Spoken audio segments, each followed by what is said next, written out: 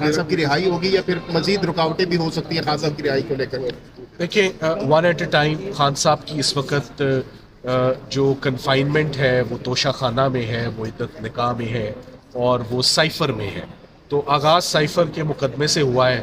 Let see, سب سے serious مقدمہ تو سائفر تھا نا، سب سے ہائی پروفائل کیس تو سائفر بنا ہوا تھا اینٹی اسٹیٹ ایکٹیویٹی کا. یہ آج نہیں تو کل ہو جائے گا انشاءاللہ. جہاں عمران خان اتنے دن اتنے مہینے صبر سے، انہوں نے بڑے تحمل سے، بڑی اپنے کیا کہتے ہیں ہائی morale کے ساتھ انہوں نے اپنا وقت جیل میں آرام سے بیٹھے ہیں.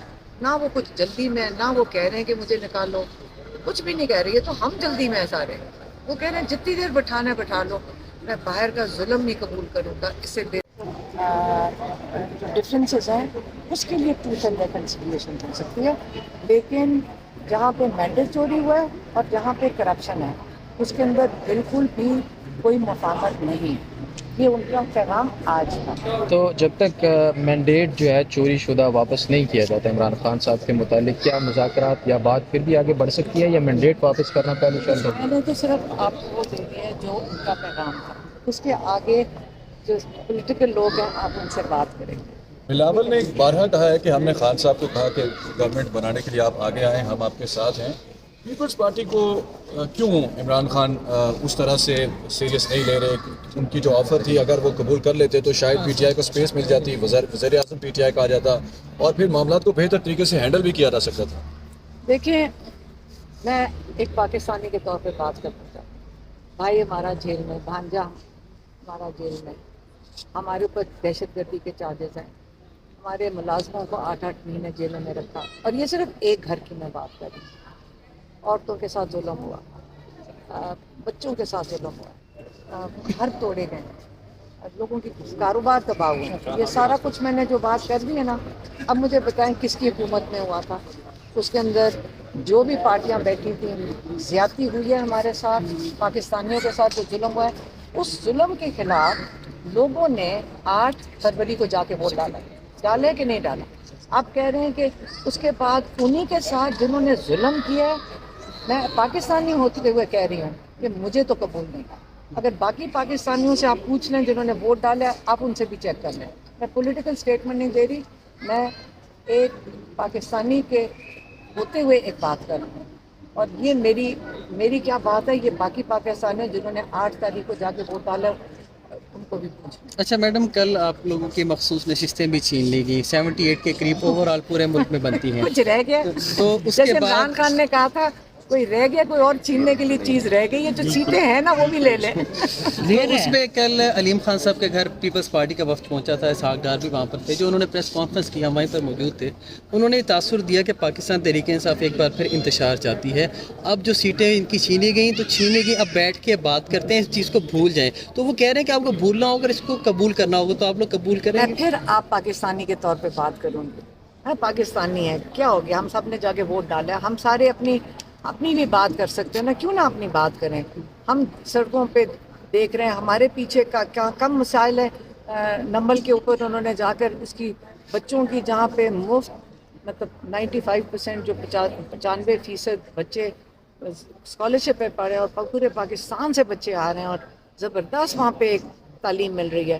وہاں 2000 بچوں کا جو ہاسٹل بننا تھا، 180 فیکلٹی کی اکوموڈیشن بننی تھی، شروع ہونے والا تھا پروجیکٹ. انہوں نے کانٹریکٹر کو بھگا دیا ہے. اگر وہاں ایک کمرہ بھی ہم ڈالنے کے لیے، تو یہ پاکستان کے لیے یہ کر رہے ہیں. اب ہم نے کہہ دیا عمران خان نے آج کہ بڑا اس کے اوپر سختی کے اوپر سے بات کرو، تم نے پہلے کیوں نہیں کی ٹھیک سے. تو اس سے میں بات کرنے آئی ہوں کہ انہوں نے کہا کہ اب جو چیف منسٹر بیٹھے ہیں پنجاب کے، جو 16 سیٹوں کے اوپر آ کے یا 20 سیٹوں کے اوپر بیٹھے ہیں، یہ اگر انہوں نے دوبارہ تنگ کیا اور انہوں نے کوئی ٹھیکیداروں کو ان کے ساتھ ظلم کرتے ہیں، ان کو دھمکیاں دیں، تو ہم پرزور احتجاج کریں گے، نمل کے باہر نکلیں گے. تو اس لیے جو آپ بات کر رہے ہیں کہ آگے کیا ہوگا اور سٹوں گا، یہ آپ باقی سے آج پھر احتجاج کی کال دی ہے عمران خان نے اتوار کے دن کے لیے. میرے خیال میں انہوں نے 10 تاریخ کے لیے بیرسٹر عمیر نیازی نے ڈیالہ جیل سے باہر نکل کے گفتگو کی ہے اور حلیم گنڈا پور نے. تو زین صاحب تیار ہیں آپ؟ अब ये बिस्मिल्लाहिर्रहमानिर्रहीम। अलीमा साहबा ने अभी जो बात की शुरू हो गई। प्रोसिक्यूशन ने आज भी रखना अंदाजी की कोशिश की, आज भी एक हफ्ता मांगने की कोशिश की, लेकिन जज साहब ने आज केस को सुना, जज साहबान ने सुना और FIR की बड़ी डिटेल्ड रीडिंग हुई। उसमें उन्होंने ये ऑब्जर्वेशन दी कि मखदूम शाह महमूद कुरैशी को 14 दिन के फिजिकल रिमांड पे लिया गया था। उस फिजिकल रिमांड से कुछ हासिल नहीं हुआ। 109 उनकी ईमा के ऊपर अगर केस है, 109 पे फिजिकल रिमांड बनता ही नहीं है। उसके बावजूद फिजिकल रिमांड से कुछ ना निकला।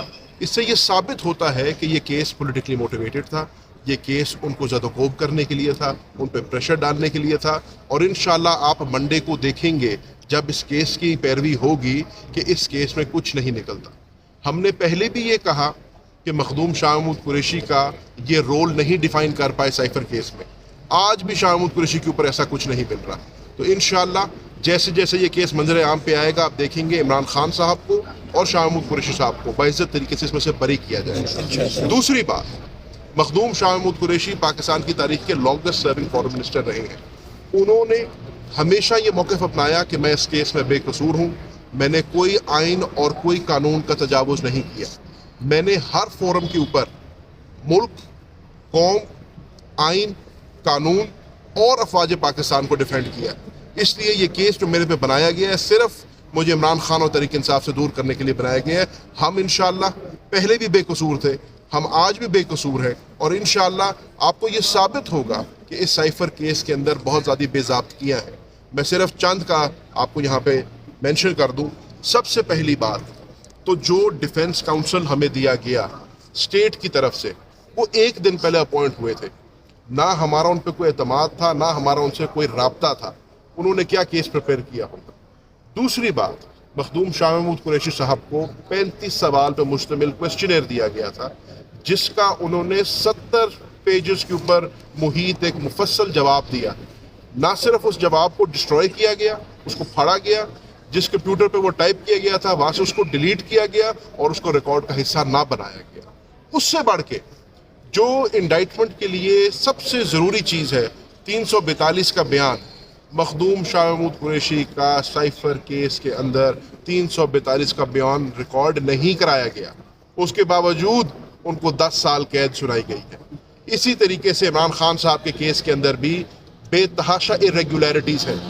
आप इंशाल्लाह देखेंगे, अब मीडिया मौजूद है, पब्लिक मौजूद है, इस्लामाबाद हाई कोर्ट में ये केस चल रहा है। आप देखेंगे किस भोंडे तरीके से इस केस को चलाया गया, इसको कंडक्ट किया गया, कैसे इसमें इनको कन्विक्ट किया गया और हम इंशाल्लाह बड़े पूरे कि कैसे उन्होंने उनको CRPC को वायलेट करते हुए, आइन को वायलेट करते हुए, फेयरनेस के प्रोसीजर्स को वायलेट करते हुए बड़ी तेज़ी से उन्होंने मुलजिम को उसके वकील से महरूम रख के इमरान खान साहब को जेल के अंदर सेक्शन 14 की रिपीटेड वायलेशंस हुई हैं इसके अंदर।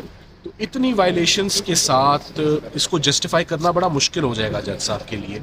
सो हम अपना केस ना सिर्फ इमरान खान साहब के लिए रखेंगे, हम जज साहब का किरदार ख़ास तौर पर इस अपील में हाईलाइट करेंगे आइंदा पेशी। तो सलमान सफदर साहब, आइंदा पेशी में अगर लेट सपोज ये फैसला आपके हक में आ जाता है तो फिर नेक्स्ट क्या होगा? खान साहब की रिहाई होगी या फिर मजीद रुकावटें भी हो सकती हैं खान साहब की रिहाई को लेकर? देखिए, one at a time Khan साहब की इस वक्त जो कन्फाइनमेंट है वो तोशा खाना में है, वो इद्दत निकाह में है और वो साइफर में है। तो आगाज़ साइफर के मुकदमे से हुआ है। लेट्स सी, सबसे सीरियस मुकदमा तो साइफर था ना, सबसे हाई प्रोफाइल केस तो साइफर बना हुआ था एंटी स्टेट एक्टिविटी का। देखते हैं कि इस केस में कितना दम था, इस केस में कितना प्रॉपर एविडेंस था, एडमिसिबल एविडेंस था, रेलिवेंट एविडेंस था, टेंजिबल एविडेंस था। ये सारी बात आ जाएगी नेक्स्ट वीक में आपके सामने। तो जो साइफर के केस का रिजल्ट आएगा ना, बाकी केसेस का भी वही आएगा, मेरा ये ख्याल है। बहुत शुक्रिया, थैंक यू। हो गया।